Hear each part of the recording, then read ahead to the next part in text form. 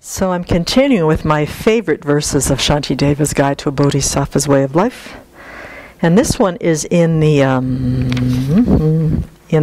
Patience chapter. There's so much in here, and many of them are well known. So, but this one I use, it's a capacity grower. As Venerable says, one of the things that we do as part of our Dharma practice is to grow our capacity to learn the Dharma, to transform our minds, to be able to grow our good qualities. And so this one makes total sense, and it's one of those Bodhisattva in training verses.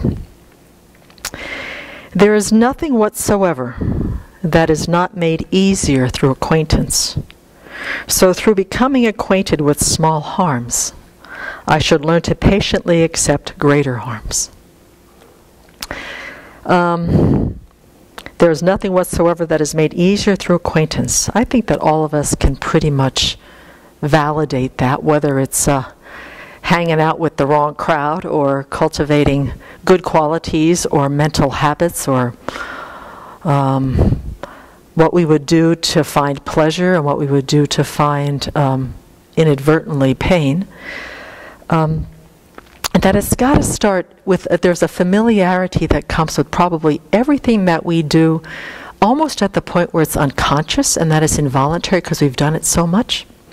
So when it comes to the Bodhisattva's training, because we're really wanting to cultivate this mind that is able to endure the hardships that will come in when we want to benefit sentient beings, because sentient beings, like Venerable had taught on the Aryadeva verses last week, is that we pretty much go to enlightenment kicking and screaming, and that the bodhisattvas have to put up with a lot of nonsense, as she said, in their, they're wanting to help and they're wanting to benefit. So since we're bodhisattvas in training, familiarity is a really important piece, and also to becoming acquainted with small harms.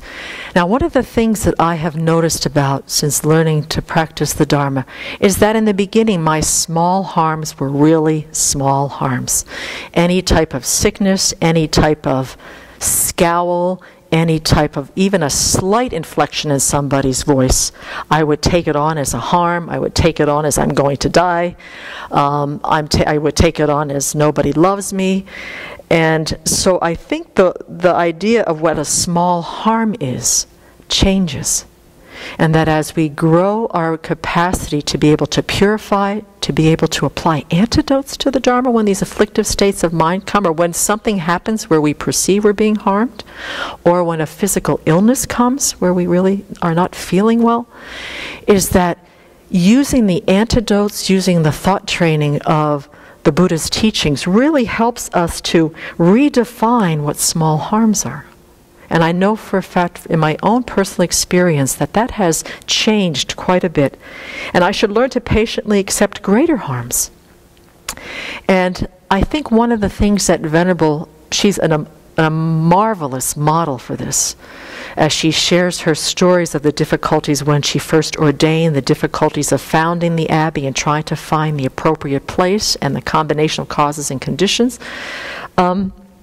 You can see that since she was a baby nun 35 years ago, that her ability to take small harms and difficulties, they seem to, as she grew in her wisdom and grew in her compassion, the difficulties that she was able to take onto the path grew.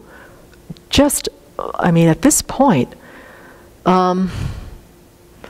I can honestly say there are rare times that we can see some of the difficulty of being the abbess, training us. That's a huge difficulty. Is that the way that she's able to work with her mind and use the Buddha's teachings and the antidotes, and also to see the emptiness of inherent existence of the difficulties that arise, that I have seen her be able to grow her difficulties and her capacity to deal with things that are challenging, to grow just exponentially since I've known her.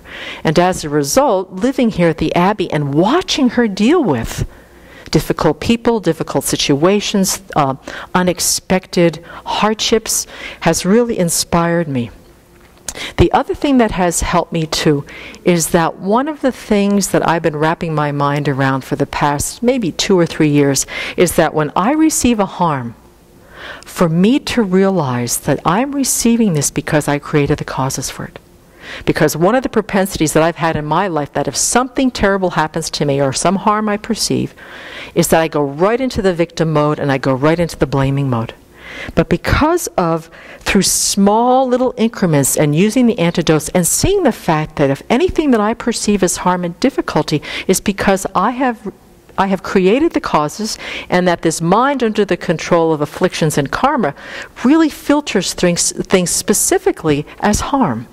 So things that I used to see as terrible situations now are, well, I wouldn't say they're totally a walk in the park still, but I can honestly say that I take them as this is the result of your past negative actions, Semke, and depending on how you respond to them, is going to indicate for you whether you're going to receive suffering similar to this in the future or whether you're really going to let this ripening end, and that's going to be it. And that you're going to cultivate your fortitude, you're going to cultivate your compassion and your loving kindness.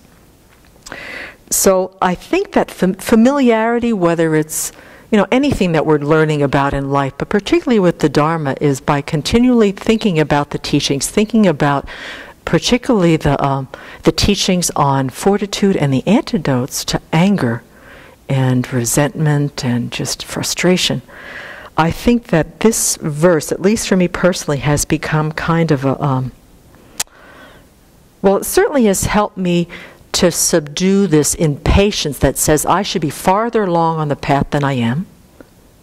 This helps me a lot because it says you've got to take short baby steps. You're not going to be a bodhisattva. You're not going to be able to understand a lot of the Buddhist teachings because you haven't been practicing that long. So it has helped me to put my whole training in perspective. It's been able to help me to work on the propensities in my own behavior and personality that are obstacles to actually growing my fortitude, and to be able to see that it's all a process, it's all a dependent arising, and that I have to be willing to accept what comes to me as an opportunity rather than a punishment, opportunity rather than I'm a victim of circumstance and I have nothing to do in response to it. And so as time goes on, I have found this verse to be extremely helpful and really kind of giving me a little bit of courage and giving me a little bit of perspective on how I'm learning the Dharma and how I'm actually growing in my capacity to take greater and greater difficulties onto the path with not a lot of drama, not a lot of emotional turmoil, not a lot of complaining and whining and just feeling like I can't do anything. So this verse has been extremely helpful for me as the years have gone on.